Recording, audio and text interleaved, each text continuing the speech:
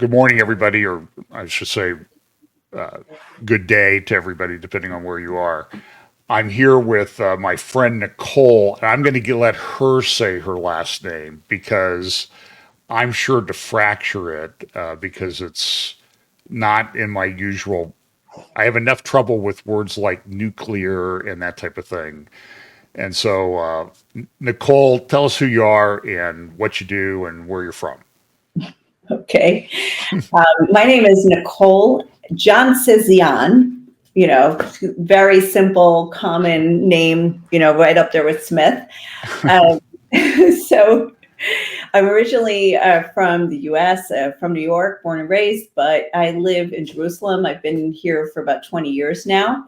I'm a journalist and I'm freelancing for quite a few publications, but also working with CBN Israel, which is the humanitarian branch of the organization. And that's it. Right here, live here with my husband and 3 kids. And my husband's from here, and my kids were all born here in Jerusalem. So more or less, that's me. Interesting. So, tell us a little bit. I want to talk to you a little bit. Your husband is Armenian, right? Mm-hmm. And so and we've talked a little bit, and there's a lot of stuff going on in Armenia. It never makes the news here. So this is just sort of an informative little interview that we're going to do so people can understand some of the issues there from your perspective and the Armenian perspective. And I've kind of joked, we've got a guy from Armenia that lives down the road from us who's built these big, huge, ostentatious houses with statues outside and a temple for the pool house. And it's called Armenian Estates. And it's been in the news here locally. It's kind of and they're huge homes. They're like 12,000 square feet each. And so I'm sure that's not normative for Armenians, but and not here in Jerusalem, where the Armenian quarter might be 12,000 square feet on its own. But yeah. Okay, so we'll talk a little bit about that. So, just you've been you got a YouTube channel, right? Yes. And you can see that it's Nick Jan. Yeah, and I think it's YouTube if you do at Nicoleness, Nicoolness. Okay. And then you also, I think you stream on Facebook. So you've been putting up these little videos and you've been doing the usual thing, bringing your daughter in, shamelessly promoting your kids. And actually, it's called working with what you get, because if I waited for them to go to bed, I would never record. So I have started to include them because otherwise it's just not going to happen. I think it's great. I mean, it's love, I love, just the sort of the regular life part of what your videos are. So if you want to go and subscribe and like your channel, that would be great. So just tell us a little bit about what it's like living in Israel since October 7th. And how did you find out about what was going on, and then the impact it had on you initially and how that's changed over time? Yeah, so actually we called this date October 103. And it really feels like time stood still. So it's interesting. I was just talking to somebody about, like, when I moved here, I came here more than 20 years ago. So they said, oh, so, you're used to war and you're used to there being conflicts. And I was like, yeah. But then we both paused and we were like, yeah, but there's never been anything like this. And, when we woke up on October 7th in Jerusalem, we woke up to sirens at 8 a.m., not what happened, in the south. And it had already been going on for an hour and a half by the time we woke up. And we were so surprised, when there was usually in Jerusalem, you get one siren and then nothing for years, possibly. But we got several, and we started to understand immediately. Of course, we put on the news and we started to understand that there was something more serious going on, but that only grew not just in one day, but over the course of several days to really understand the scope of what had happened. Completely unprecedented. And the kind of fear that it's not just a rocket that you're protected from, but that infiltrators came in and even for the first few days, you didn't even feel safe going outside because you don't know how far the infiltrators got. Like, many of them, they fanned out to all of the communities in the South, but you wondered if some broke through, did they get, how far were they going to go? And Hamas called the operation Al-Aqsa Flood. And so the question I had was the intention to get all the way to Al-Aqsa, which is the mosque, the Temple Mount in Jerusalem. So, it's the kind of thing that put everybody in danger, not just, it was everybody who lived there, whether the Bedouins, whether Arabs, Jews, it was anybody who was there, the foreign workers. So it was, it's one thing to think, okay, well, they attacked a synagogue and I don't go to a synagogue. I mean, not, I don't think like that, but you always like ascertain in your mind very quickly, where will I be safe? Like your mind just subconsciously figures out how to keep yourself safe. But to think that, wow, everything's fair game. And that's what happened on October 7th. So then, obviously things have gone on and the war's still going on. They're still fighting. And I was there yesterday, actually, at the border with our mutual friend, Jonathan Feldstein. So that was a good opportunity to see, we were on the, in southern Israel. So we were at the wall between Israel and Gaza, and it was the northern part of the Gaza Strip. And, if you're following the news, like to the details, that the fighting has moved down south, and Israel had been said to, they say, they're controlling the north. And so most of the fighting was now focused on the south. But we were on, we're the northern border of Gaza. And it was, there was artillery fire, machine gun. There was, you heard maybe tanks, or I don't know. I don't know specifically what is being fired. One of the army, he was a major in the army. He said, he listened and he said, that's a bunker buster bomb.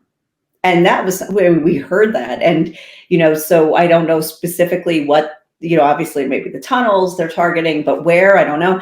Also, we saw jets going by and the flares dropping. And then, after that, you see the smoke rising, and there's a lot of activity still going on. So we've normalized the fact that there is war constantly going on, although we do feel safer to go about our daily lives.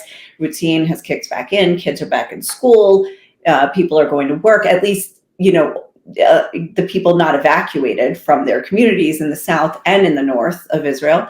But for the most part, life has gone back to a weird kind of normal. Is it affected prices of food in the stores and that type of thing? Because I know that's a heavy agricultural area, and I know from talking to other friends, Brian Schrager and some others, that there was nobody that there were a lot of Thai workers that worked in the fields down around Gaza, and they've all left, thousands of them. The ones that weren't taken hostage, a number were taken hostage, but the food is just sort of rotting in the fields, I guess. And so does that have an impact in the grocery store? Yeah, not just that, but also, what's happening in the Red Sea with the Houthis. Right. The Houthis are also threatening ships in the Red Sea, and if they're anywhere how connected to Israel or coming to Israel. So there's been some kind of impact also on trade and imports that go through the Red Sea. So yeah, Israel looks for any excuse for price hikes. Honestly, that's how I feel. Everything go through here, the prices are going up again, and I'm tired of this story, So yeah, COVID, the prices went up. Now the prices have gone up. So we're definitely affected by that as well. So you mentioned you had 3 children, and was the school shut down for a while after October 7th? Yes, we had at least, it depended on the region you lived in, and Jerusalem being the safest, or one of among the safest. I think it was only 2 weeks that the kids didn't have school, but that came after Sukkot vacation, which was already like 10 days. So, or like maybe it was 2 weeks this year. It's like a blur. But the attack happened on the last day of the feast. So the kids were supposed to go to school Sunday, the next day, because our days are Sunday through Thursday. So they were supposed to go to school the next day, and then they didn't go. It was about 2 weeks. But then, so you have to understand, like with Israel, like they color coded the country. So some where if you were closer to range of rockets, because when they finally got rid of the fear of, like they have controlled the infiltration, but then there were still rockets being fired. And some of these cities and towns near the border that are constantly being hit by rockets, they don't have shelters like in people's, like I was so surprised. Friend of mine, Jennifer, who lives in Ashdod, she doesn't live there. Her parents live there. And I said something about going to the shelter, and she goes, "We don't have a shelter." And I'm like, "What? But you guys have so many rockets." So it's the same with kindergartens. So they couldn't actually they couldn't allow the kids to go back to school. So until that, those cities were shut down a lot longer, for maybe a month and a half, 2 months. And then, of course, now they had to assimilate the people from the south and the north who were evacuated, the ones near the Lebanon border, wherever they were evacuated to, they had to start school for them in new cities and new towns, or get them into existing schools, or make up new class, or like, it's just crazy. But they have to, it all depends where you live and how long you were not back in routine. I've heard between the North and the South, there may be 120,000 or more people that have been displaced internally, Yes. and they're staying in hotels. Some of the people from the Gaza area are down at Eilat or over at the Dead Sea in Yep. hotels. And then from the North, I forget who it was. Somebody I know was walking through a hotel in Tel Aviv, and it was all the, all these people from the North were staying there. Yes, yes, and they're also like in Nazareth and Tiberias. Yeah, there's some have started to, not the north, they have not gone back at all, but slowly they're reintegrating people into the southern communities, like the ones that weren't damaged. The ones that were damaged and destroyed, like Kibbutz Be'eri and Kfar Aza, like those people aren't going back for about a year, if at all, depending on like what the plans are for those. But like the ones that weren't damaged, like they have, or they were supposed to go back. Even the city of Sderot. So there's this big debate right now, because you know where Sderot is. It's like, as The the crow, northern end of the strip, yeah. yeah, it's about a kilometer, like by air, let's say, but to the Gaza border, and the government wants them to go back. But there has to be a lot of factors, like to go back, like you forget the shelters, like, they're there or they're not, but you have to have, the schools can open, public transportation has to run, supermarkets have to open, things like that. Like there have to be certain things in place to allow citizens to return. So I went there last night. So compared to Sderot yesterday, compared to Sderot a month ago, is a little bit more alive. Like there was one place to get food, whereas last time there were 0 places. There were more people walking around. There were lights on in some of the residential buildings. So I was like, all right, so people are starting to return on their own. They're tired of it, but there's not much they can do aside from buy groceries and fill their car with gas. That's about it. Yeah, in the North, I saw an interview with I don't know, Sarat Zahavi, I think is her name. Sarit Zahavi, yeah. Yeah, and she's wonderful. I mean, she has Alma Research, and it's a great website to kind of tell what's going on in the North. And I saw an interview with her at the with my friends Amira Vivi and over at IDSF, and she just said we can't come back and live with the rocket threat. I mean, you just can't live like this. And so until that's resolved, people aren't coming back. But then that has like this cascade effect. The schools are closed, the businesses are closed, people have businesses, and whether those businesses will ever be able to recover. I mean, she said Kiryat Shimona had, and I don't know if I'm saying the name right, but one of the larger towns up there near the border, it's like 25,000 people, and there's only a couple thousand people left. But I don't even know how they're there. I mean, some people are holding out. Some people are not even allowed to be because the military is using their town. Yeah, it's a very, nobody knows which way it's going with the North, with Hezbollah. So I wasn't going to ask you this question, but I want to ask you this question because and I've seen a lot of people talking about it. What happened on October? How did this happen on October 7th? Oh, I mean, well, so I'm sure there's a lot of discussion internally in Israel about that. There's a lot of internal debate. First of all, the investigations are supposed to take place, eventually. And there's even debate about that, the army actually said they want to investigate now. They're going to start an investigation. And the government was like, no, don't do that now. I don't know. Like there's even internal debate as to that. But obviously there was some kind of intelligence failure.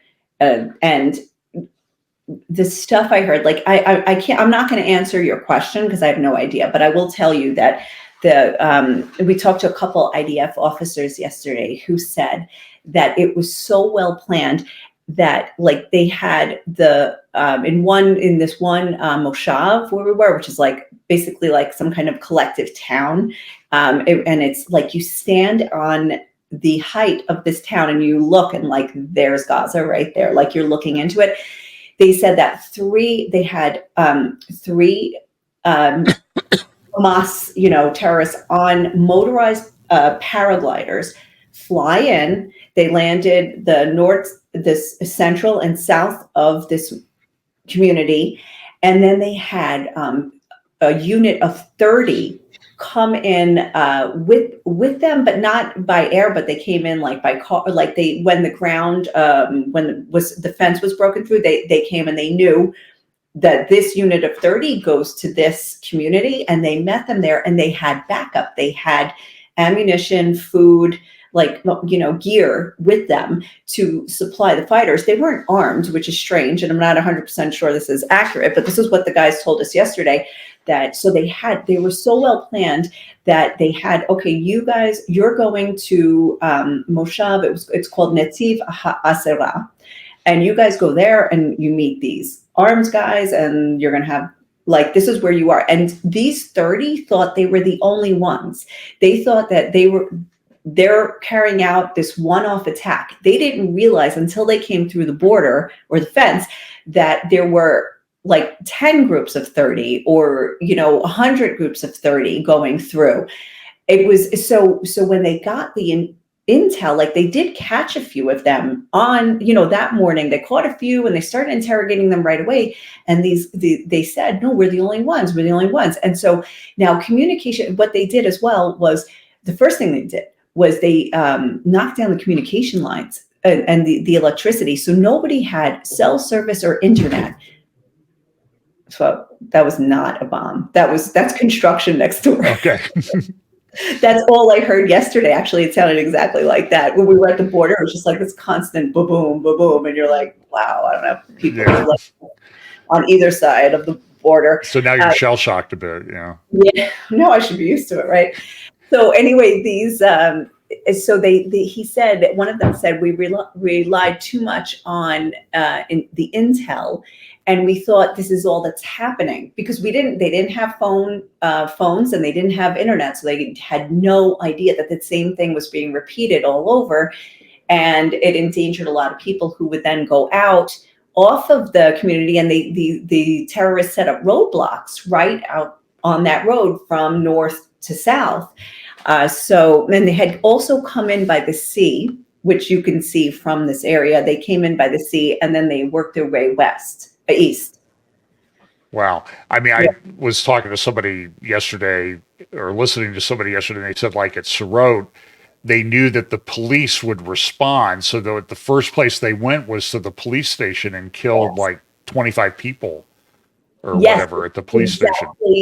Exactly what we heard yesterday, because we also went to Sderot, and that's exactly what they said. And actually, in some ways, it meant that the casualties were probably less in Sderot than they expected, because there was more, because at least the police were armed. I mean, many of them were killed, but at least they were armed. Whereas if they split their resources, and if the terrorists had gone to like residential communities where people aren't armed, more people would have been killed. So the fact that they went there, in essence, kind of lowered the death toll. So it's just amazing. I mean, this is something that history books will be written about for Yeah. decades, and Yeah. assuming that the Lord doesn't return, but for decades and decades, Yeah. this will be something examined, and and I'm sure it seems like there's a pretty good unity in Israel, but it seems like that's fraying a bit around the edges. Is that a valid perception? Yes, totally. I would say that, as up until October 6th, the big issue was the proposed judicial reform, and the country was very split on that. There were a lot of protests. There was a lot of disunity. The country was split in half.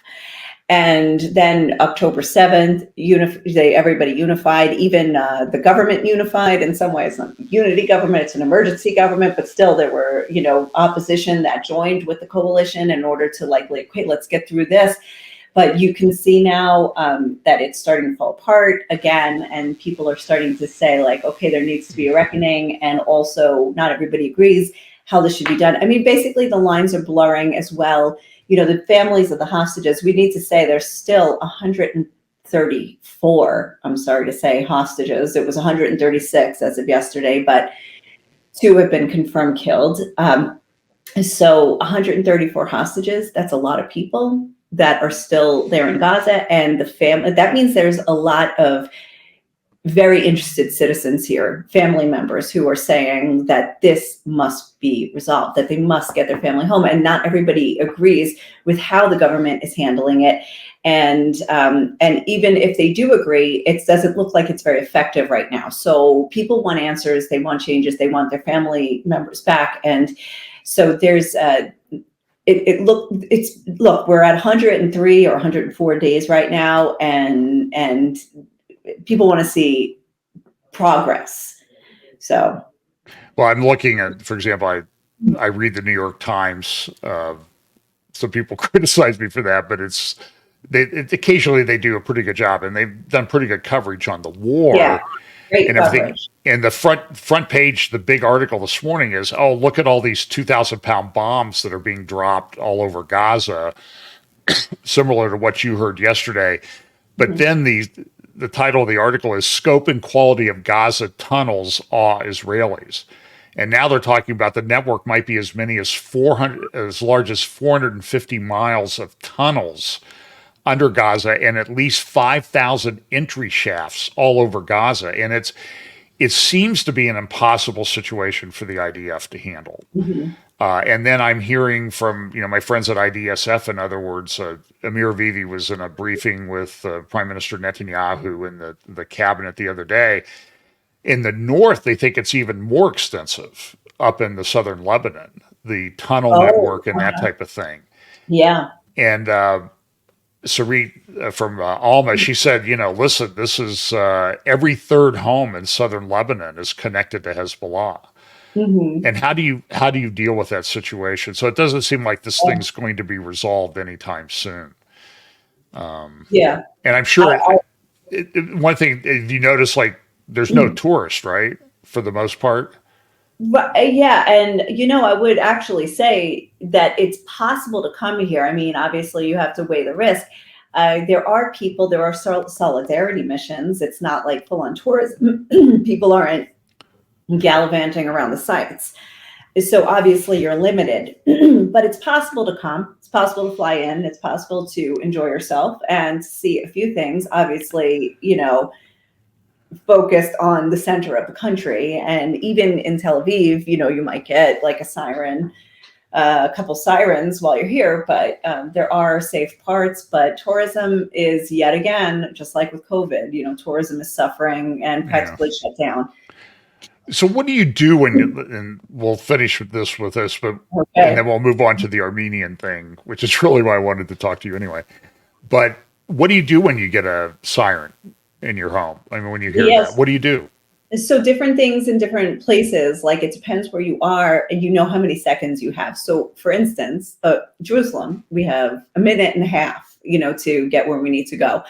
Most old apartments in Jerusalem don't have a shelter inside the apartment. So you have to like go usually to the bottom floor of your building, or you just go into the stairwell. It's considered safe enough. And everybody, of course, relies on the Iron Dome, which, the anti-missile defense system, which knocks down missiles in the sky, doesn't get them all, but gets a good, very high percentage of them. So, you kind of rely on that and you just go in your stairwell for the most part. But in the South, the closer you are to Gaza or the North, depending on where the missile's coming from, there are some places that have 10 seconds. 10 seconds, you're not even getting to the shelter in your house, let alone, so you do your best. But while we were driving around yesterday, down south, I, of course, out of habit, just put on my seatbelt, and the IDF officer was like, oh, no, don't do that. You only have 10 seconds to get out of the car. Don't be worried about unbuckling yourself. He goes, we don't wear seatbelts here. And I was like, oh, okay. And then I said, but doesn't it ding like the car, that annoying ding when you don't buckle up? And he's like, oh yeah, we got a solution to that. And he took like a clip and he just buckled it. And he's like, now we're good. So no seatbelts. So they have 10 seconds, and there are temporary shelters. This is an agricultural area. You're out in the field working. You're not going to make it. You're not a sprinter. You're not like Usain Bolt, from the Jamaican team, like a sprinting team. Right. We're not fast, right? We're not fast enough, but there's temporary shelters and walls and concrete blocks that people can run to or can lay down on the ground and cover their head. But in places that are further away, like I think Tel Aviv has 90 seconds as well. And there's enough shelters and enough time where you can most likely be safe. There are very few hits. There are very few deaths or injuries from these rockets, thank God. But, you just have to know where you are. And usually people will tell you what to do. The problem on October 7th, though, was the Hamas people, they had mapped out the kibbutzes, or kibbutzim, or whatever you call them, and they knew where the shelters were, and they knew exactly where to go because they knew the people would run there, because they fired just this massive rocket barrage at the beginning. Right. And there's, these shelters were made for rockets. They weren't made for warding off, face-to-face terrorists. They weren't made for, but some of them are just bus stops, essentially, fortified bus stops. So there's no door.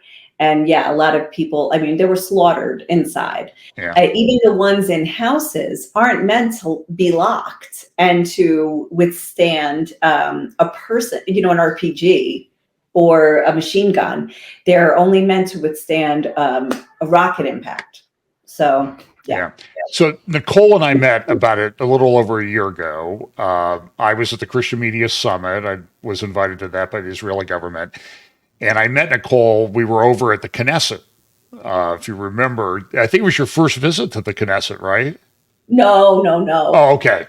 No. Okay. I must have misunderstood what you said You there. know what? It was the first time I was in that wherever we were, I don't know where they took us. And I remember because I just saw the picture. We took pictures, we took selfies there. Anyway, it was the first time I was in that. Okay. In that lodge. In that particular spot. Because you said my kids will want to see me that I'm here. But they were forming the Netanyahu had not yet formed the government, but the Knesset was meeting that day, and we listened to speeches, some talks from like Sharon Haskell and Ben Gvir and some other people. And you could see then that the conflict was already well in place. For example, when Ben Gvir, who's from a religious Zionist party, when he got up to speak, all of a sudden, all the other people in the room that were members of I have a meeting I have to go to. And they kind of each made this dramatic exit when he got up to speak. So you could see that there was going to be a lot of tension. So let's talk about Armenia. So let's start with the parking lot. That'll kind of because you've talked about this parking lot controversy in the old city of Jerusalem, Yeah. and there's an Armenian quarter. So just explain a little bit about the Actually, logistics of that. can we start with, let me start with Armenia and Okay, then well, go let's do to that. Okay. Jerusalem, because the parking lot is like a college course. We're Okay. gonna need like a semester. But I like, just to lay the groundwork, and I'll like, hopefully I'll do this briefly. I'll do like 4,000, 6,000 years of history, really brief. No, but Armenia is right now, like, it's a modern day country, but it's an empire that's been around in the days of like biblical. It's biblical. Like, there are mentions of Armenia, and even like Armenia in the language of Armenian is called Hayastan. And so Hai was in the Bible. And so the people of Armenia and the Armenian kingdom and the history, which is, very complex, and, I don't know, I'm not a historian, but it goes back thousands of years. Also, Noah landed with the Ark on Mount Ararat, they believe, and that was part of ancient Armenia. So even though it's in like modern day Turkey, Mount Ararat's in modern day Turkey, the Armenians still have this like historic and traditional connection to Mount Ararat, and dated back to like one of the sons of Noah that eventually like was the father of the Armenians. So anyway, Armenian was a pagan nation until the year 301, and then became a Christian nation. There's a legend, really, or story. The story goes that a man named Gregory was thrown into a pit because he was evangelizing, and he was believed in Jesus and was telling people to believe in Jesus. And so the king threw him into a pit, and he was there for 13 years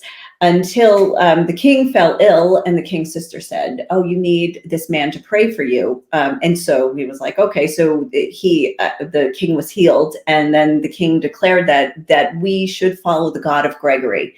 And so that's when Armenia became the first nation ever to declare Christianity its national religion, and that was in the year 301. And soon after that, Armenians started making pilgrimages to Jerusalem. And that is why you have an Armenian quarter in Jerusalem. So it goes back to the 300s, actually. And it's the only quarter in the old city of Jerusalem that is a nationality as opposed to a religion, because the other three quarters are the Jewish, the Christian, and the Muslim quarters. So Armenia has it seems randomly, especially now, like that its own quarter, and really based on their religion. I have to say, like, as probably second to the Jews, who have like they're a people and a religion combined. The Armenians are the closest to that, I would say, of any other country or people where Armenians are first and foremost Christian. And they have the Armenian Apostolic Church, which is more Orthodox. There are also Catholics. There are, these days also evangelicals. And if you know of the Full Gospel Businessmen's Association, that was founded by an Armenian who, left Armenia, went to America, and, by the Shakarian family. So that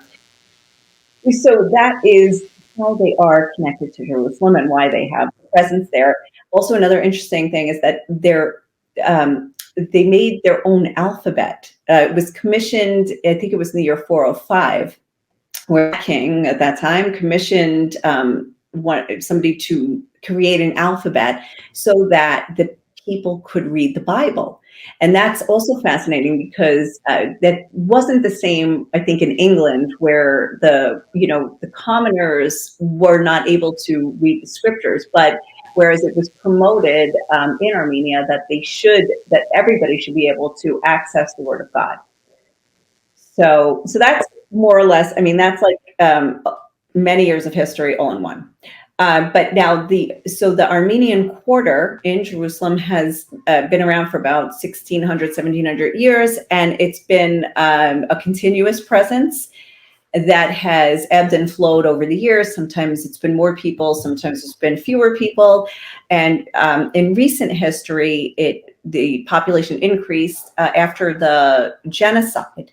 Now, the Armenian genocide is something that I would say a lot of Americans sadly don't know enough about. But it was when Armenians at the time were living in Turkey. Well, the Ottoman Empire eventually took over a lot of this region, from the north to where, to here, to Israel, to Jerusalem.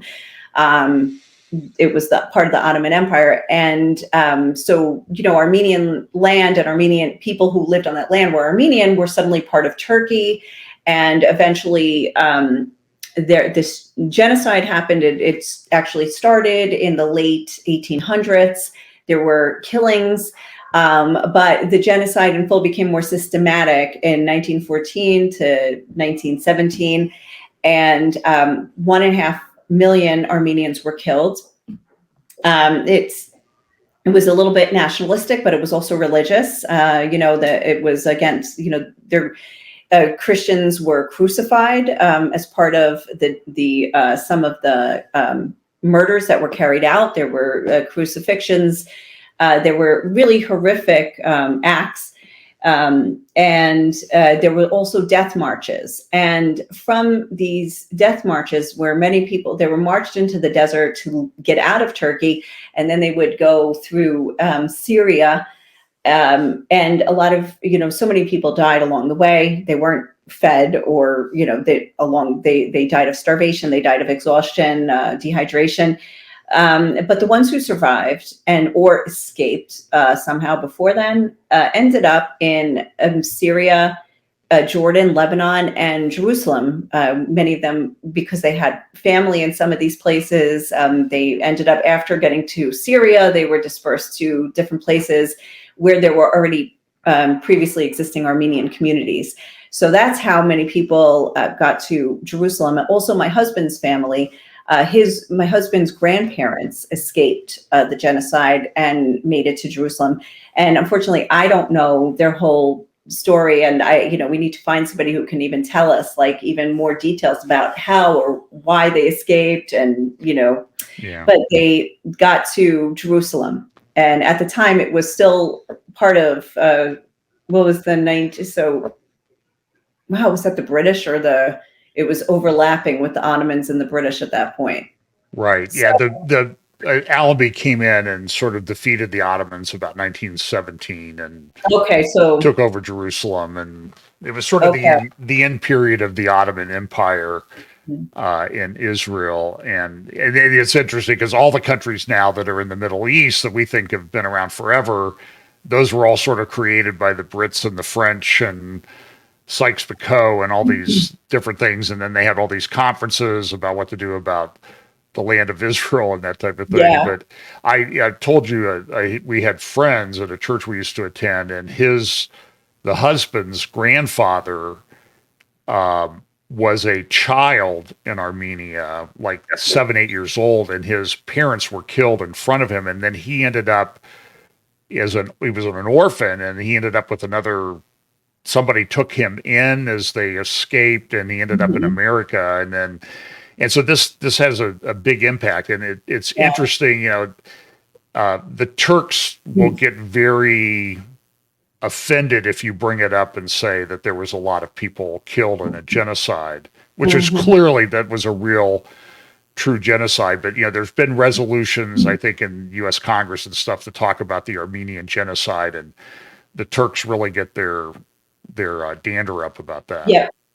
Yeah. President Biden actually recognized it. Was it 2 years ago? So, and it's been something that came up before Congress year after year, and it was never approved. It was approved by Congress, but never by the president. And that's exactly what is happening in Israel. But I mean, that's part of a wider set of complications that I was going to talk about. But where do you want to take it from here? Let's talk about what's going on there right now, because it's just not covered in the news. Every now and then you'll see this little blurb about the conflict between Azerbaijan and Armenia and this one enclave. And so try to explain that to us a little bit. I have a map that I've put up, Okay, good. Okay. and I'll try to. Uh, it's a National Geographic map, so it's. Mhm. I don't know if you can see it on the. Yes, yes, great. Okay, so, and that's the lake. Where So is it? on the left side, at the upper left hand corner, that's the Black Sea, and on the right side, the blue is the Caspian Sea. And so this area here, the Caucasus region, just to the north, and Mhm. this is the area of the big high mountains, like Okay. 18, 19, 20,000 feet tall. And this is the area where Noah's Ark came to rest and that type of thing. So it sort of explained to us this Okay. what's going on between Azerbaijan and even Iran is Turkey's Right. involved and Right. everybody else. Right. This is the only way to understand this is to look at the map. And we were in Armenia this year, and well, it was last year now. We were just there, and we stood 200 meters from the border with Turkey, where you could see Ararat. But as you can see, Armenia is such a tiny nation compared to you've got to. I'm going to say to the left and right instead of east and west, but to the left is Turkey. To the north is Georgia. I said to the Okay. north. To the right is Azerbaijan, Okay. and to the south is Iran. And then there's a small there thing, a piece of land. There's this narrow corridor that juts out that is geographically separate from Azerbaijan, like to the left of where you're pointing. Right. And that's the Nakhchivan corridor, and that's actually can recognize now as Azerbaijani territory. So you can see that corridor of land that goes down to Iran with the small border with Iran. That is Armenia, and that in Armenia, like with the lake, whatever, that whole thing is Armenia. But that corridor there is geographically separates Azerbaijan from this small swath of land that's also considered Azerbaijan. And right now, the conflict or the question and all of the negotiations, everything is about this little corridor, because Azerbaijan wants to be able to connect from there, from east to west to the Nakhchivan corridor and eventually to Turkey. So Armenia is cutting off, just its presence being there cuts off Turkey from Azerbaijan and that small swath of Azerbaijani land with Azerbaijan. Now, a lot of this map was created by, or maybe tampered with by, the former Soviet Union, with Stalin, who just said, like, when he took over all of these, when Russia absorbed all of these satellites into the Soviet Union, and Azerbaijan was like just a state or not yet a state, and then he parceled things out. Like, for instance, Nagorno-Karabakh, the Armenians say no, it was Armenians living in Nagorno-Karabakh, which is to the right. Okay. Where So is this the area that you're talking about right here? Nagorno-Karabakh is not delineated in this map. It's a little Okay. bit above it, and it's where these mountains are, Okay. to the right of the border, of the Armenian border. Okay. And And there's only like this little common, like, so between Turkey and Azerbaijan, there's only this small common border here in this little area right in here. But Turkey's an ally of Azerbaijan. Is that right? Right. So this is all, like, it's hard to tell. So you've got like Turkey up, like, in this area, right? Yeah. Right. This is where it all comes Turkey is together. here, and then, That's but there's Turkey. just this little common area that's a That's border Yeah. between Turkey and Azerbaijan. Right, because that small, like, to the right. No, this is Iran right This is here. Iran there, right? Yeah. And then there's the little swath of Azerbaijani land Right to in the here, right of right? Iran. Yeah. And going south as well. Okay.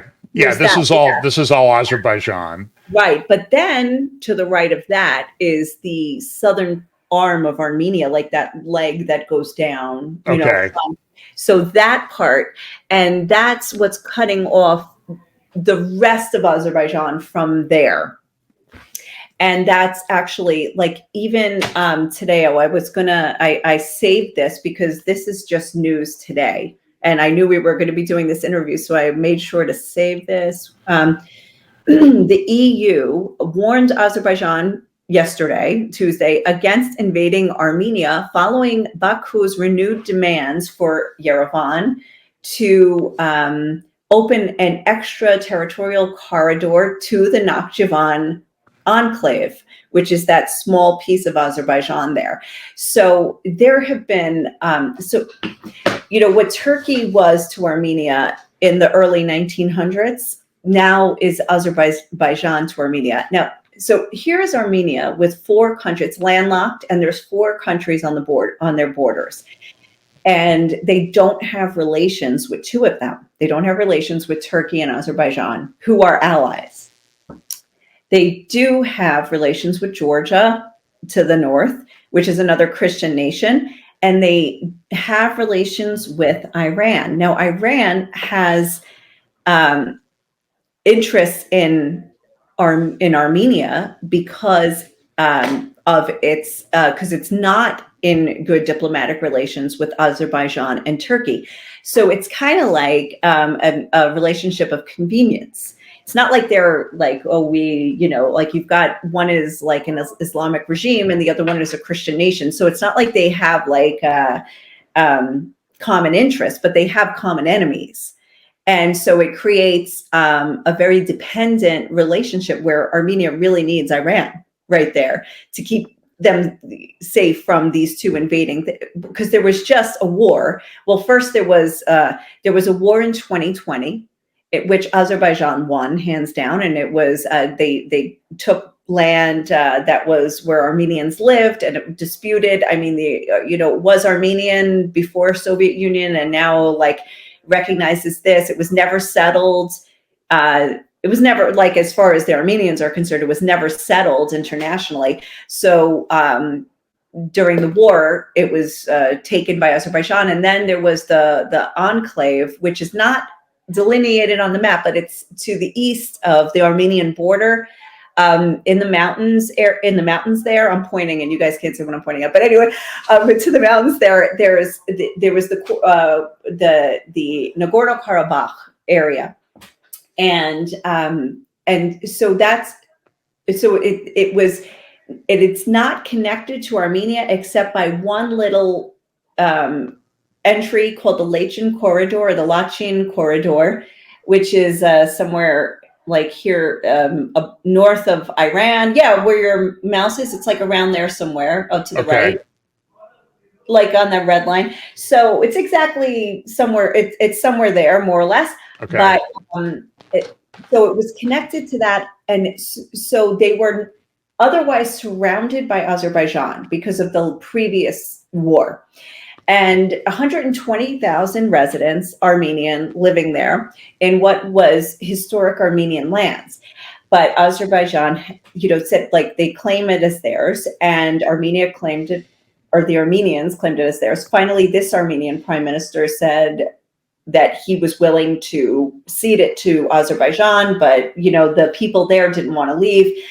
And it started about a year ago, December 12th, 2022, where Azerbaijan put a blockade on that area. And they said that they controlled the border, and they were controlling who could get in and out, and whether aid trucks could get in and out, and who, they set up a military checkpoint. The World Court, by the way, like the same World Court that is now trying Israel on genocide charges, they said you have to open it. I think it was actually maybe the ICC, not the ICJ, said you have to open it. People were saying this is genocide. You have to open it. Well, and all the State departments, the U.S. said, no, you have to open it. You have to allow safe passage, et cetera, et cetera. Nobody listened. Azerbaijan continued to do what it wanted. And their answer to all of this pleading of open it was to then seal it off completely from June 12th, 2023. They sealed it completely and didn't let anything in or anything out, anybody in or anybody out. People who needed surgeries, people who, food, the food supply dwindled. There was nothing left. People were starving. There was no fuel. You could no longer drive. You couldn't get to hospitals. The hospitals were running out of supplies. So bread was made flatter and flatter because they had to get save the flour supplies. And so it led to a series of a potential humanitarian crisis that people were crying genocide or ethnic cleansing. And hold on, sorry, so that continued on and on. Okay, sorry, my children, I'm just gonna tell him to call his father. That's fine. Oh, Dad, thanks. Wait till he sees. I'm gonna show him this exact moment in the video. I'm gonna replay it for him and show him. Okay, so in any case, they're getting out of school soon, I think. Yes, right? Exactly. Can I go to my friend's house? This and that. Okay. Yeah, I can't. All right. So anyway, now he knows that I can't. Okay. So anyway, people were crying genocide or ethnic cleansing, and the world did not respond. People said things. They shook their fingers, at Azerbaijan, and they said, you can't do this. And they continued. And then there was, in September of last year, suddenly, maybe not suddenly, there was a buildup of military presence, and then they attacked the capital, and there was maybe a couple hours of fighting by the Artsakh. Armenians call it Artsakh, and they had their own army in Nagorno-Karabakh. It was called by Armenians. It's still called Artsakh. They had their own army and they had their own government, their own people, and so they put up a fight, maybe for a couple hours or a couple days, and then knew it was a lost cause because Azerbaijan is very well armed. And as you can see, the country is massive and has millions more people than they do.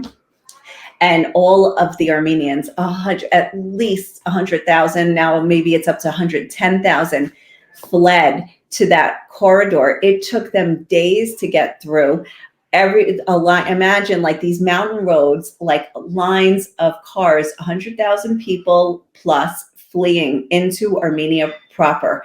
And so that occurred over the course of a week in mid-September last year, mid to late September, and they had to be absorbed, which is an ongoing process right now, just a couple of months old. This was right before, in fact, I was going to go to Armenia and cover this story, talk to some of the people there, and I had met with an Israeli NGO that wanted to go and help create daycares for these kids. And so, for these traumatized kids, they have expertise in trauma and war zones. So I met with them. I had them meet people in the Armenian quarter who were going to go. Their plane tickets were for October 7th. And we met on October 6th in the Armenian quarter. I introduced this Israeli NGO to the Armenians that were going on this mission. And we said, this is great, let's work together. And I said, okay, I'm going to come with you guys. And I said, I'll look for tickets tomorrow. And the tomorrow was October 7th. And so we did not. Oh, that's a great map. Yeah, it's better map. Yeah, Sorry about that, a little more contrast. So yeah. So now we know, now you can see how Nagorno-Karabakh is geographically cut off from Armenia, but they were Armenians in a sea of Azeris. Right. But the Azeris are also cut off from part of what they consider to be their land. Yes. Right. So they want access from the Azeris now. So now let's say that's all orange. It's no longer, that Nagorno-Karabakh is being absorbed into Azerbaijan. They took over. There are What happened to the 120,000 people, that Armenians that live there? They all fled through that corridor where you can see the pieces of land, like the blue and the gray, kind of touch each other right there. There's a corridor right there. They all fled through there mid-September after that war started. And so it really was an ethnic cleansing that took place. That is a literal ethnic cleansing. I mean, but you would, like the Azeris might say, but well, they chose to leave. We offered to keep them. We offered them, residency and citizenship and full rights as Azeris, but they left. Right. So and the Azeris the Azeris also are a huge ethnic group within Iran as well. Yes, northern Iran is called Southern Azerbaijan, actually, as a joke among some people. I believe that the wife of Khamenei is an Azeri. Oh, yeah. I didn't know that. Yeah. I think I read that someplace. So, So he has an interest in this as well. But this is sort of where there's a conflict between Sunni Turkey and Shiite Iran. This is kind of an area where they get caught up in it. Yes, and I forgot, but Azerbaijan it's secular Muslim, but is it Shiite? I think it is. I'm not sure if it is or not.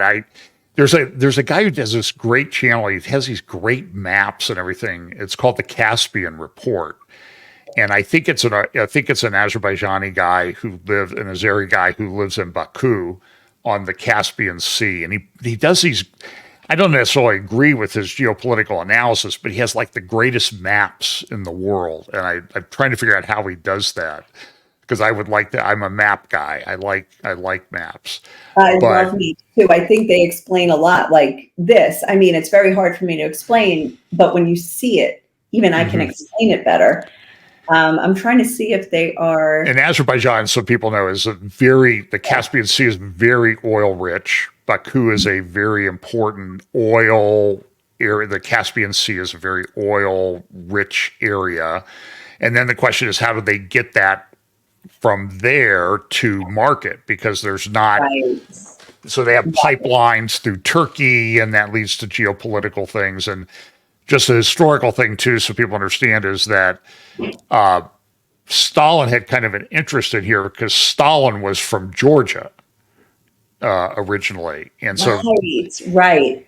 So he was a Georgian, and so that's why he kind of messed around. And the Soviet Union was great at playing people off against each other, because if they were under conflict with each other, then they would leave the Soviets alone, I think is the way they rationalized it.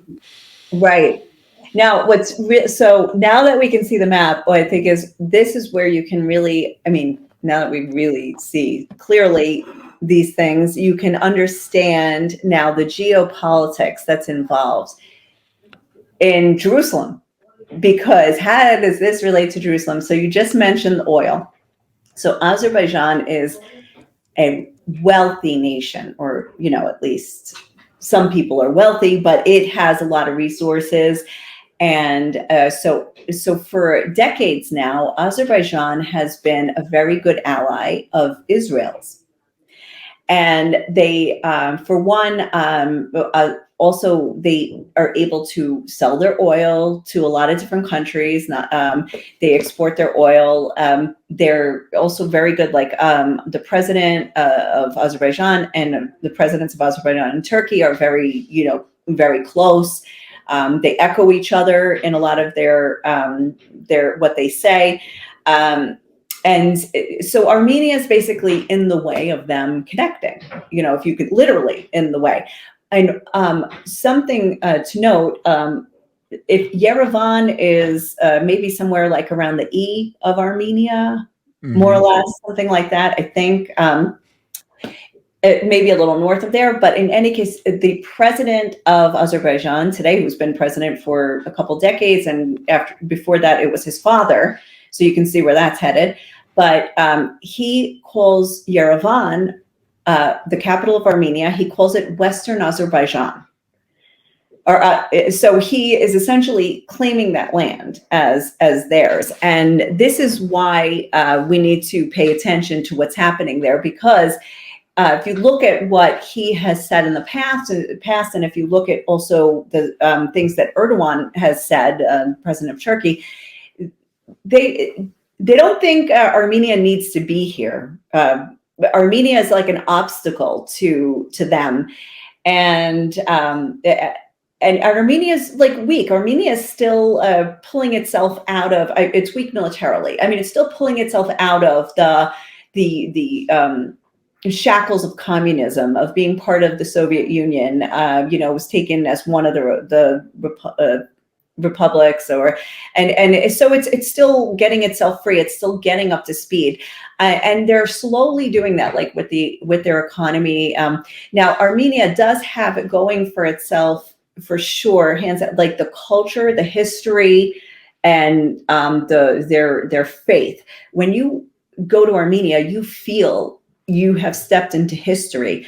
The churches there and the monasteries there, of which there are still there are hundreds to thousands. They are from like the 600s, the 700s. They have this like the way they were built. They can't be destroyed. And they have a very specific architecture, as opposed to, going to, like, even in Israel, like the churches here look different.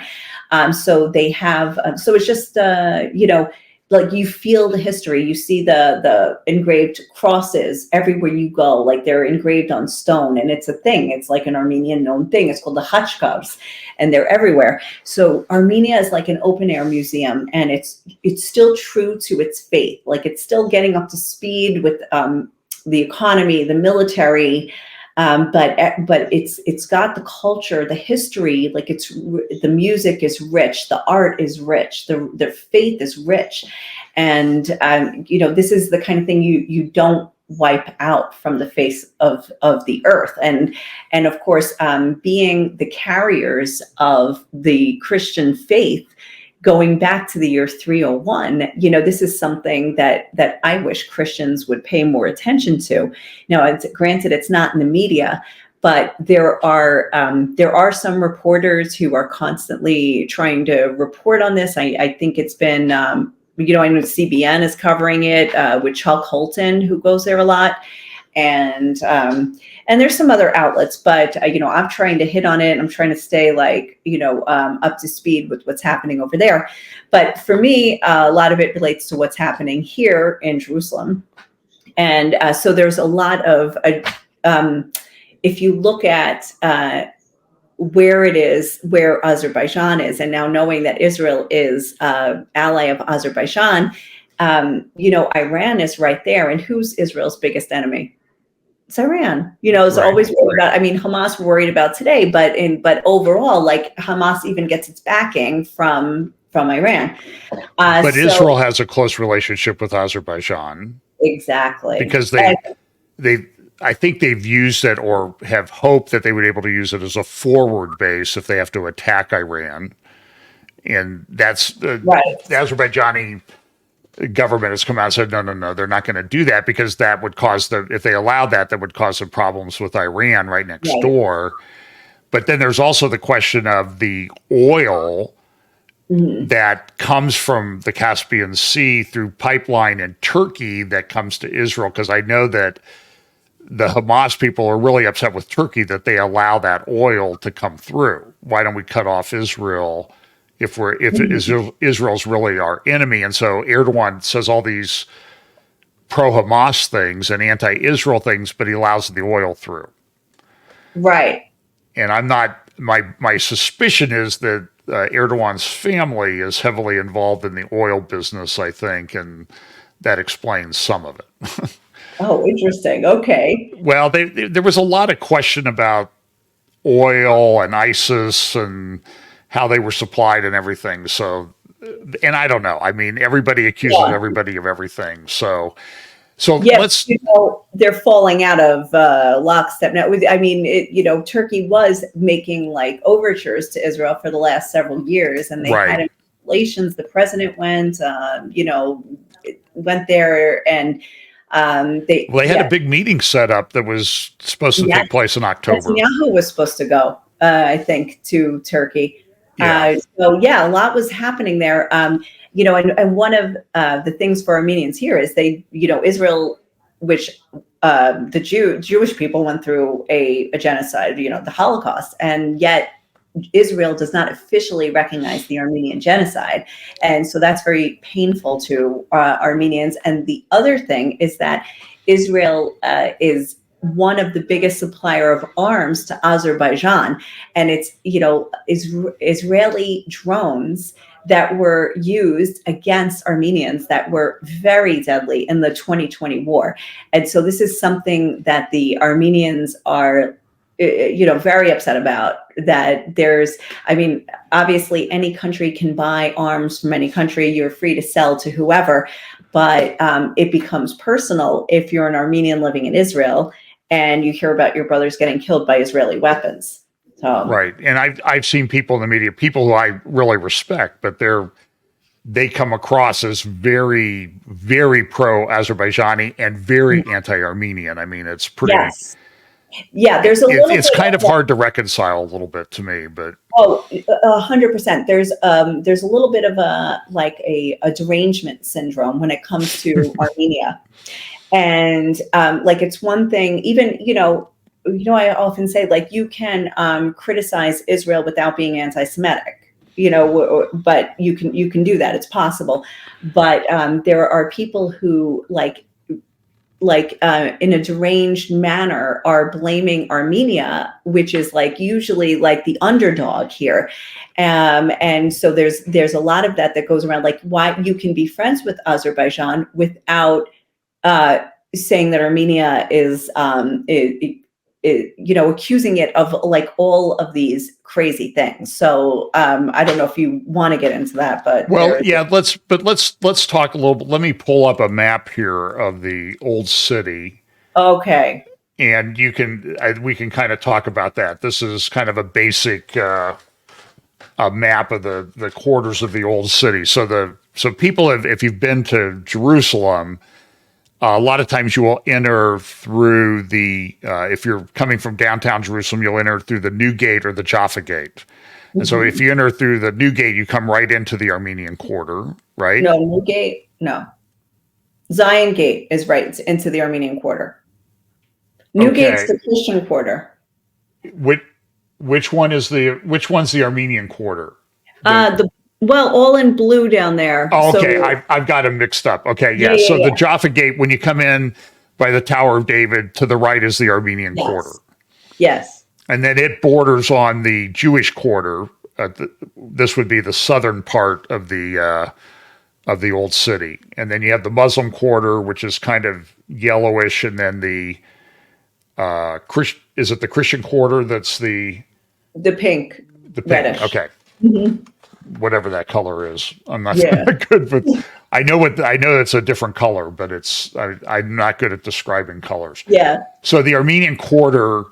I think it's kind of a fascinating thing. So I've seen you reported on a bit. There's sort of a dispute over a parking lot, and tell me why that is. Where's that located, and what's going on with that? Because it sort of brings into focus the conflicts that go on in the old city of Jerusalem are pretty, like at the Church of the Holy Sepulchre, the different religions will have fistfights at times and that type of thing over turf. Yeah. So tell me about the parking lot dispute. Okay, and just also to let people know, because this is one of the weird things, only in Israel, that a lot of the land in Israel is owned by the churches in Israel, the Greek Orthodox Church, the Armenian Church, and the Vatican, the Catholic Church. So even, just so you know, where the Israeli parliament is, the Knesset, it's on Greek Orthodox land. So this is not a common thing, but I mean, it's a very accepted thing. This has been the way it is for years. And, it was their land before Israel became a state. So it continued. Like also the Russian Orthodox owns like some of the land. So the lands are owned by churches. So, in the Armenian quarter, so in the blue, let's go to the blue. You see where it says Tower of David. Mm-hmm. And then you go, like there's that road that leads all the way to the ends, to the border there at the end. So the parking lot, let's say, is like covers 1/3 at the bottom, the bottom third of that strip from where it says Tower of David down. And so would be the left of the Zion Gate there at the like all the bottom. way to the left, like Right. bordering on the left and the bottom of the map, like it's down here in that L, the bottom third of that. And so that's currently a parking lot, and it's and then but not all of it, like 1/3 of it, let's say. And then there's some houses, there's shops and a restaurant. And then there's also the police station, which is the Israeli police station. It's on Armenian land, but leased to the Israeli police, which is right adjacent to the Tower of David. So Tower of David, Israeli police station, and then let's say that takes up about half of that strip going south, and then the rest of that right there is like Armenian. There's a seminary for the priests. There's a restaurant, shops, and 5 houses and a parking lot. Sounds like a lot for there, but it's much bigger in real life, obviously. So anyway, so it's apparently about between, it's that, as you can see, is about 25% of the Armenian quarter in some ways. So what happened was it became known in April, like it somehow like really got out into the public, even though it wasn't necessarily a secret, but not people didn't know about it. But in April of last year, 2023, it became widely known that this strip of land that part of the strip of land was leased to a developer, and it was going for 98 years. It was like a 49-year lease with option to renew for another 49 years. And that he was going to build on this land a luxury hotel. Now, this immediately sent the residents into, a flurry of the residents of the Armenian quarter. Yes. So this is primarily a residential quarter, as opposed to like there's, the other. There aren't many things to visit there. As somebody who passes through, it's mostly people's houses and a couple shops. So, where were they going to live or park? For the 5 families that live there that would be affected, and for all of the rest of them that park their cars there. Now, a lot of people say, "Oh, it's just a parking lot." But my question to you is, when you drive to work, where do you park? When you drive home at night, where do you park? When you drive your kids to school, you choose where you live, where you work, and where you bring your kids to school by getting them there. And for most people, that includes driving. So if I'm living somewhere, I don't want to park my car 3 miles away. I want to park my car near my house and be able to walk there. So it would obviously impact the livability of the quarter for most of the people. Eventually, this would, as many believe, contribute to the disappearance of the Armenians. They would have to find a way to go live somewhere else, to assimilate elsewhere. So we're looking at like 1700 years of history that would eventually evaporate, turning the Armenian quarter into more of a museum than a place where people actually live. And so the residents, were like upset about that. And, it was the patriarch who signed the deal. The patriarch wasn't answering questions. There was the Armenian patriarch. Yes, the Armenian patriarch, who doesn't answer to anybody in Armenia. He is strictly, he is autonomous here. He's the Armenian Patriarchate of Jerusalem. And so people were questioning, he wasn't giving answers. So the people started protesting. It actually became international news. And pressure was brought on, the buyer and the patriarch. let's talk about why. Now, it turns out that it is, in this case, it was a Jewish developer who purchased the land, or who is leasing the land and is going to build this hotel. Now, as you said, in the Holy Sepulchre, people move a ladder and it could spark World War III. So even more so with land in the Old City. Now, the Old City was where the Camp David Accords fell apart, because they were negotiating to decide like how Jerusalem would be split as a capital of both an Israeli state and a Palestinian state. And the fight ultimately was over the Armenian quarter, because obviously the Muslim quarter will go to the Palestinians, and the Christian quarter, since most of the Christians are Arab, and they're not even citizens of Israel. So that was kind of a no-brainer. Jewish quarter to Israel, no-brainer. Armenian quarter. Who are they? Who do they belong to? Are they Israeli or are they Palestinian? And this was the debate, because if you look at the map, if Israel doesn't have the Armenian quarter, how do the Jews get to the Western Wall? They need the Armenian quarter for that. And also, the Jewish quarter is very small. The Armenian quarter is very small. It's barely 50-50. It's barely 50% if you add the two of them together. So that's where, people who talk about like the final status say that any sale of land is already determining the final status arrangement based on the ownership.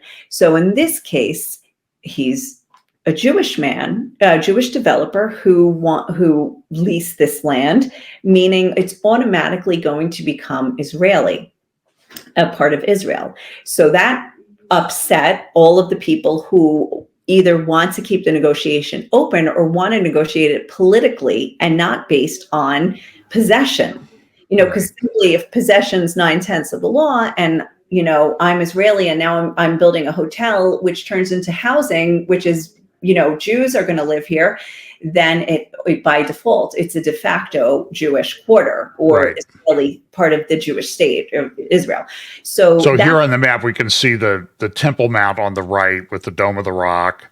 And then this area down sort of towards the lower left is the area it's in dispute. And if I understand it correctly, the concern is that the Christian Arabs and the Muslim Arabs don't want the Jewish quarter to get essentially a corridor from the Jewish quarter directly to the modern city of Jerusalem. Is that right? Well, it's not that they don't want them to get the access. What they're saying is that it should be negotiated in light of a future state. And I don't think they would be against them having the access. I think they wanted more to say that the Armenians would be, nobody asked the Armenians, but that they would be part of the Palestinian state rather than, because they're Christian, or because they also there are Armenians that live in the West Bank as well. There are so many different things. The negotiator for the PLO is Armenian. Like he's the Palestinian ambassador to, I think, Denmark. I've spoken to him, and he, was saying it should be part of, and Arafat at the time said it should be part of a Palestinian capital. So this was part So it wasn't really just East Jerusalem as its capital. It was the old city of Jerusalem that they wanted. Old City is considered, it was going to be split. Like the east of Jerusalem would extend to the Old City and include some of the Old City. And if people don't know historically, so when you go to the Jewish quarter, everything's nice and new and pristine because it was destroyed effectively when the Jordanians had control prior to the 1967 war. There was like a giant synagogue there that was destroyed. Right. Now it's been rebuilt in the Jewish quarter, but that's at least my understanding is that's why the Jewish quarter looks pretty new compared to the other parts of the old city, which are quite old in many cases. Yeah, they renovated the Newgate area. So the Christian Quarter got a really good makeover lately as well. And the Armenians are starting to also renovate, but there's a lot that's not open to the public, but still, like, you can, like, that whole street. Anyway, so, But the and Tower so of David complex, that the museum and everything, that's in the Armenian Quarter, right? essentially, even Christchurch, Christchurch, a lot of people who go to Jerusalem like to have a cup of coffee at Christchurch. That's also Armenian, yes. Okay. And the police station. So anyway, so this is just sort of a microcosm of the bigger conflict, Yes. and all the things like our State Department. I'll be honest with you, I don't understand how a two-state solution will ever work. It just seems to be completely impossible, especially in light of the current conflict. Yes. I think it would be sort of the death knell for any political career of either party, any of the, I don't know, 800 parties that they have in Israel. Right. It would be sort of like the end of your political career to say, okay, well, I've got this two-state solution now, at least I don't in light of see the current how conflict. well, look, I don't see how a two-state solution works itself out, but I don't see how a one-state solution works either. But all that aside, how all the two-state solution will never work because nobody will agree on how to divide the old city. And so that, and also, how do you connect the Palestinian areas? Like, the West Bank is disconnected from Gaza geographically. So if you want to say all the Palestinians can stay on the land they're on, but how do you connect them? And you have a corridor like we're looking at with Azerbaijan and Armenia that goes through Israel, and so that's essentially almost parallel to what's happening, in Armenia. Well, that was part of the Trump plan, was to connect Gaza to Palestinian areas in the West Bank and connect West Bank areas to Jordan with certain corridors. Yeah. That was part of the Trump map. And that came out that was almost exactly 4 years ago that came out. In a couple of days, it'll have its 4th anniversary. And there's been a lot of talk. I've talked a lot about the things that kind of, I think the Saudi monarchy is allowed, the Saudi government is allowed to be put in the press about, well, maybe we have a Jordanian option, that the Jordanians would come in and we would have this thing called the Hashemite Kingdom of Palestine. But then that's like, and then Christians are like, wait a minute, you're dividing up the land, and I get all that. It just seems to me to be an impossible situation for anybody to resolve. Yeah, it's so impossible that I'm not even going to go there. And I don't know. Like, at this point, I don't see any solution. I see it as utterly impossible. So I'm going to focus on the little thing, which is the Armenian thing. Now, the little bit of lands, the Armenians, one of the reasons that it's raised such controversy, and mind you, this has gone like viral around the world, is because there are Jewish groups, organizations that their mission is to buy land or houses or property that is owned by Arabs or non-Jews, let's say, and to then house Jews there and to settle the land, and so that's happening in East Jerusalem, in different places, in Silwan, and in Sheikh Jarrah. So we just talk about this. So this is the Temple Mount here. Up here, the Dome of the Rock and the Al-Aqsa Mosque. The ancient Jerusalem, the city of David, would be south of here, down through this sort of valley. And there's a lot of excavation going on there. And it's amazing what they're finding and uncovering there. That's where this pilgrimage road that goes from the city of David up to the Temple Mount is being uncovered. And they hope to open that soon, I understand. But wars have a way of interfering with archaeologists' plans a bit. Yep. So, but they've been a lot of land bought by Jewish people within Silwan and other things. And then, it can be very dangerous for Arabs to sell their land to Jewish people. Yes. They get persecuted. And then there was this here to the north of the old city. I can't remember the name of the dispute of the land that everybody was Sheikh Jarrah? protesting. Was that Sheikh Jarrah. Sheikh Jarrah? Yeah, Yes. Yeah. So that's a big one. So now, so this happens, like this land lease gets revealed. And already, I forgot to add that if you go back to like the Christian Quarter, the Greek Orthodox Church has apparently sold two huge buildings right when you enter Jaffa Gate. So if you can see, like, if you want to be like they'll take it. They'll take it and say, like, if this is like an Israeli plot to buy the land and to call it theirs, so now when you walk into Jaffa Gate, instead of Christians and Armenians, who are not Israeli, you've got two Jewish buildings here, and then you've got Tower of David, now rented by Israeli police, and then you would have this hotel on the next plot of land, and so it would be like Jewish, all the way to almost the Jewish Quarter. Now, what makes this even more controversial, aside from the land, which is controversial enough as it is that in the last year, there have been several physical attacks on Christian sites, and vandalism, actual attacks on people, pepper spray, fighting, brawling, throwing property. They went into a restaurant, and this has been happening by Jews. So, is it like a ultra Orthodox sect that's well, the doing this? ultra Orthodox are known for spitting at Christian, right. Anybody wearing a cross or like the clergy robes. So they're obviously Christian, whereas maybe like a secular, regular person is not obviously Christian. So the ultra Orthodox will spit at this is a thing that's been going on for years, but it's with the rise of the right wing religious Zionist movement.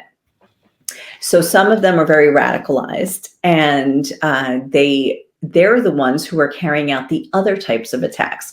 So there were several dozen attacks last year that ended up in arrest and, fights, some people hospitalized, property damaged, things like that. And so this was also came to light. This came to light at a time when all these attacks were like at their, at a height.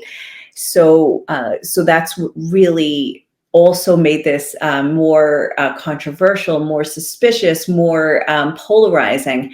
And it's definitely served to polarize. So there have been conflicts as well. So in this parking lot, now it became a standoff.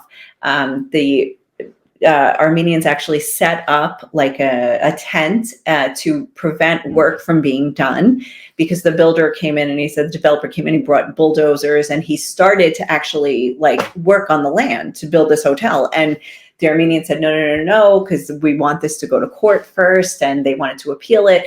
So even the patriarch, who didn't answer any questions from April till October, finally said, I'm against the deal and I'm trying to rescind it. Like he said, it was not, I was tricked into signing this and all of this. So he actually made a legal move to have it removed, to have it reversed. And then in November, the developer came with himself and he works with a Christian Arab and a Christian Israeli Arab. So it's like all mixed up, right? So you've got Christian Armenians on one side, you've got the Jewish developer and a Christian Arab partner on the other side, and they come in with armed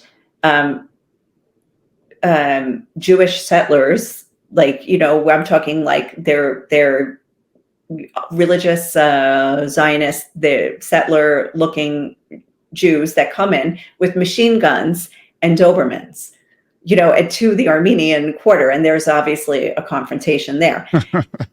So that went viral. I don't mean to laugh, but it's just no, it's almost like you can't believe this is happening, right? And then I'm a real estate. I spent a lot of my time doing real estate disputes and lilitigation and that type of thing. And I don't ever remember machine guns and Dobermans entering And into the Dobermans, mix. I know. And this happened during, in November. So people were in the throes of war and nobody was paying attention. Then just 2-3 weeks ago, 30 masked men drove their cars into the parking lot, which now there's been a standoff and no work is being done. The bulldozers were standing there idle, and the Armenians were on a 24/7 watch, to not let work be done. 30 masked men drive into the parking lot and start attacking to pull down the barrier. They're throwing rocks. And when I say rocks, like this big, throwing rocks, they were armed with pepper spray. They had other kinds of weapons in the car. They found later, the police, they also found money apparently in the car. And they're masked, no idea who they are, except that the Armenians heard them speaking Arabic. So, by the way, when the news on that went viral, people who don't actually do good reporting, who don't actually report, they just like to fan the flames of hatred. 30 mass settlers attack the Armenians. And it was like, no, in this case, no, they were actually probably hired. They were Arabs from the north hired for some reason by who I don't know, maybe the developer, I don't know, to go in and to get the Armenians to stand down. But it was used as a way to gin up the anti-Semitism, and it was the Jews. They did it again. They attacked them again. And in this case, I'm like, no, this is way more confusing than you think. Now it's Arabs attacking them. But what happens with our State Department, they say, oh, look at the settlers. The settlers are doing this. And it becomes part of a narrative that they want to build against the settlers, which may be out of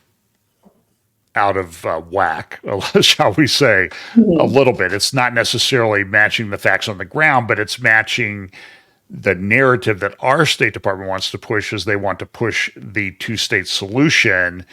We got to get these crazy settler people in Israel that actually think that Jews can live here in certain parts of it. We got to get them under control. So this just feeds that particular narrative, I think. There's a lot of stuff that's going on. Everybody, I noticed based on this, I think the story here is that the Armenian presence could be erased. Let's not even try to figure out by who. Let's figure out how to stop it. Now, if you want to use it to feed your narrative, you can do that.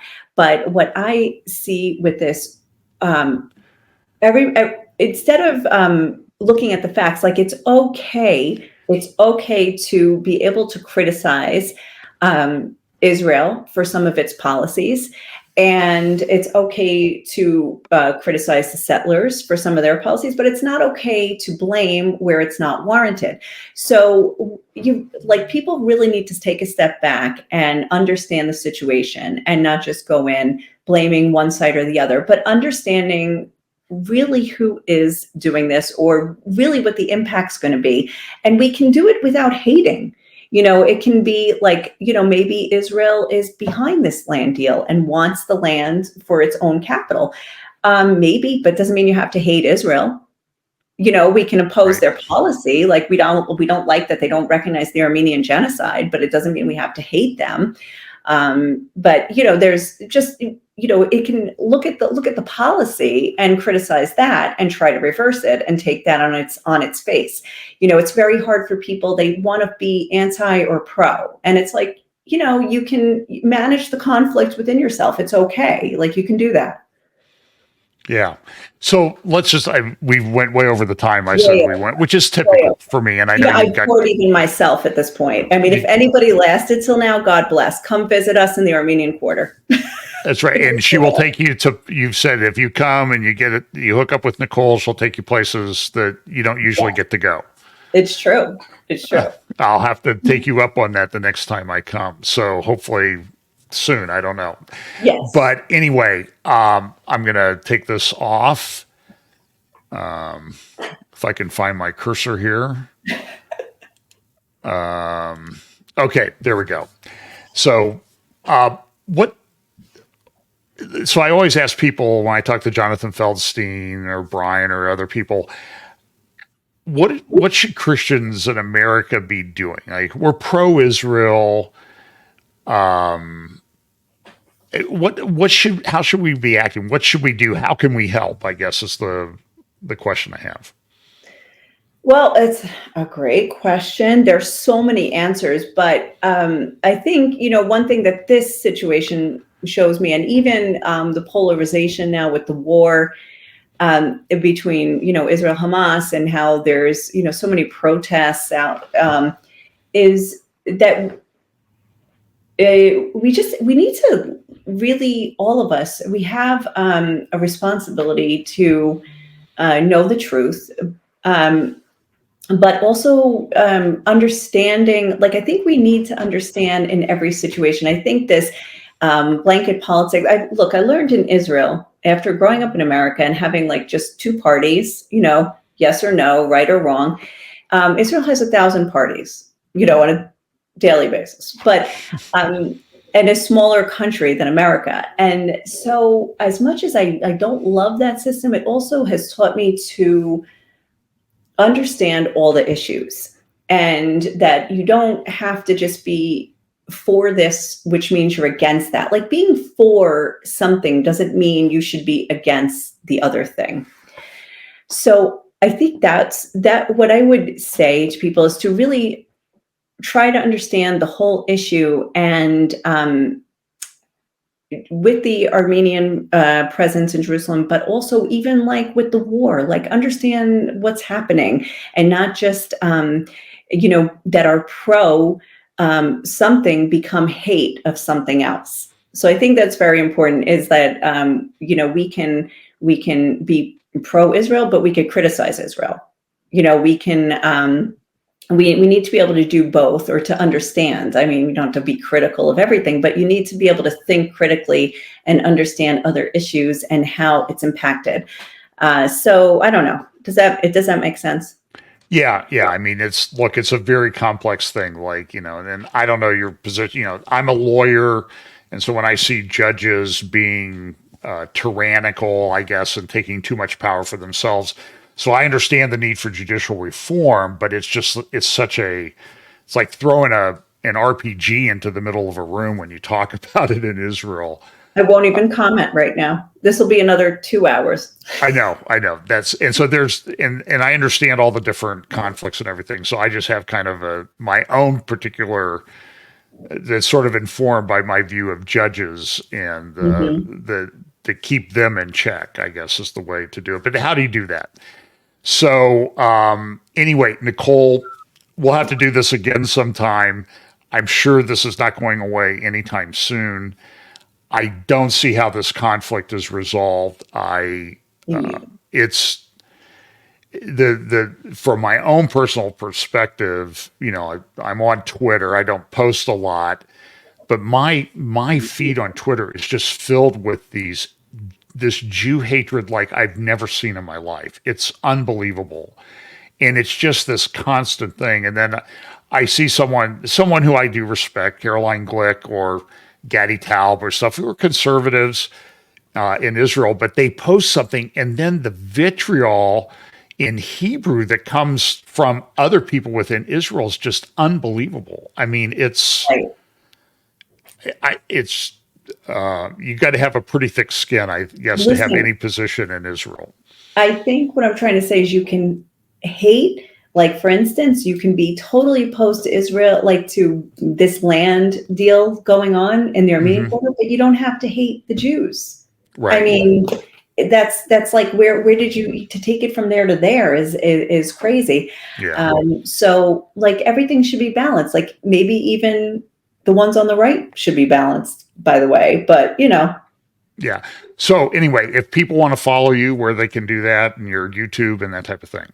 Yeah. So YouTube is The Inside Scoop with Nick Jan is what it's called, but it could at Nicoleness, NICOOLNESS, to find it on YouTube, and Facebook. Put my name on there, I guess, Nicole Jansezian. Good luck spelling it. Or I put Nick Jan. It's the first three letters of my name, which are much easier than the whole one. So That's great. The Inside Scoop with Nick Jan. Okay, And great. my website, nickjan.com. Okay. That was probably the easiest one to say, and then you can get to everything from there. Yeah, and I saw something on CBN, just a clip that somebody else had put up, and I thought that voice sounds awfully familiar. And I think it was something about somebody who had dressed up as a Franciscan priest and got attacked in the Armenian quarter. I think it was you. I don't know. It sure sounded familiar. Okay.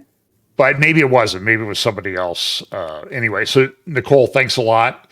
Thank you. And I hope we've cleared up a little bit of confusion or informed people about some of the issues that start elsewhere, but now are sort of manifesting themselves in Jerusalem. Yeah. And it's an incredible time. So anyway, thanks a lot and have a good day. Thank you so much. Thank you.